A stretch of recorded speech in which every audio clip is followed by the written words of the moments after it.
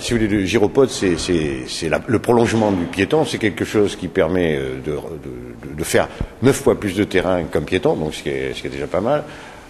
Ça permet aussi d'être à 20 cm au-dessus du sol et de rouler jusqu'à 20 km/h, ce qui permet des interventions rapides. Comme vous avez pu le voir, en plus, ce sont quand même des engins qui sont très très mobiles et très très faciles à mener, qui ont un aspect ludique et sympathique qui fait que, d'après les études différentes qui ont été faites, à peu près 15 fois plus de gens s'adressent aux policiers, parce que ne serait-ce que pour parler de l'engin.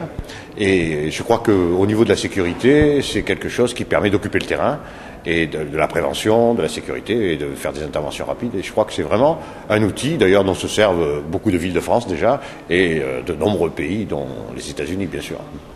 Si vous voulez, d'acheter des vélos comme d'habitude, des scooters comme d'habitude, de dire qu'il faut des caméras comme d'habitude, de dire qu'il faut augmenter les effectifs comme d'habitude, si vous voulez, à un moment donné, au bout de 30 ans que ça marche pas, il faut quand même se poser des questions.